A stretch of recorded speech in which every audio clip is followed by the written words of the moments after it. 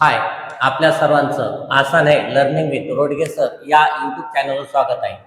या ठिकाणी आपण पहिल्या n विषम संख्येची बेरीज काढणार आहोत, म्हणजेच काय sum of first n odd number. आता या ठिकाणी तुमच्या समोर एक्झाम्पल दिसतात 1 3 5 7 9 हे सर्व काय विषम संख्या आहेत। तर याची बेरीज काढायची असेल तर रेग्युलर पद्धतीने बेरीज नाही करणार, त्यासाठी पुन्हा एकदा आपल्यासाठी सूत्र काय असणार आहे? सूत्र असणार आहे यश एन बरोबर। या ठिकाणी खूपच सोपा कन्सेप्ट आहे। विषम संख्या म्हणजे एका सेकंदात तुम्ही काढू शकता, कारण की आपल्याला वर्ग संख्या कन्सेप्ट क्लिअर झालेला असतो।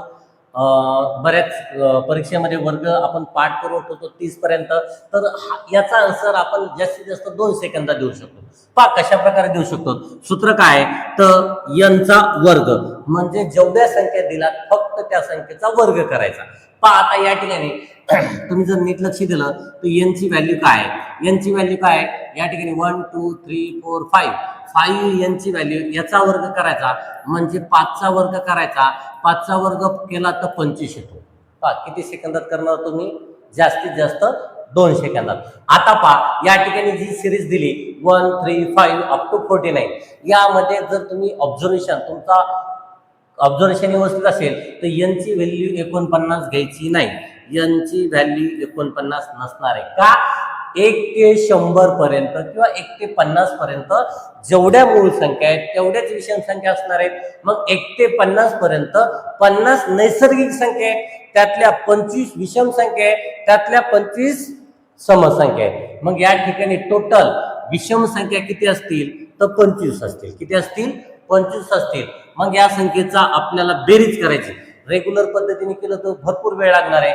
मग या ठिकाणी काय करणार? यांचा वर्ग म्हणजे 25 चा वर्ग करणार, 25 चा वर्ग येतो 625। अशा प्रकारे तुमचा आन्सर येणार आहे 2 सेकंदात। ओके, आता आणखीन एक एक्झाम्पल बघूया। या ठिकाणी 1 3 5 अप टू 99 म्हणजे 1 ते 100 पर्यंत जवळपास या ठिकाणी संख्या दिलेली आहे। मग यामध्ये टोटल 99 घेता येईल का? कारण की n = 99 घेता येईल का? नाही।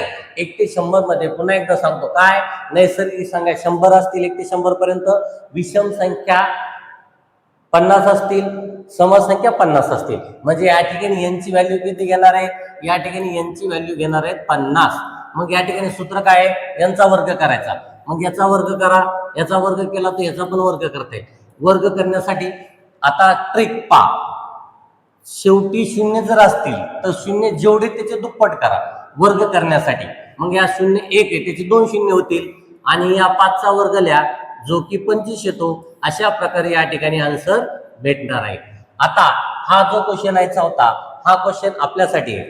पाहूयात किती जणांचं करेक्ट आन्सर येतं। तर या व्हिडिओच्या खाली कमेंट बॉक्स मध्ये या प्रश्नाचा आन्सर आपल्या सर्वांना द्यायचे।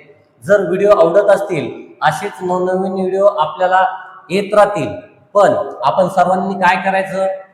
जर व्हिडिओ आवडत असतील तर ह्या चॅनलला म्हणजे आसान आहे लर्निंग विथ रोडगे सर या यूट्यूब चॅनलला लाईक करा, शेअर करा आणि सबस्क्राईब करायला विसरू नका। धन्यवाद।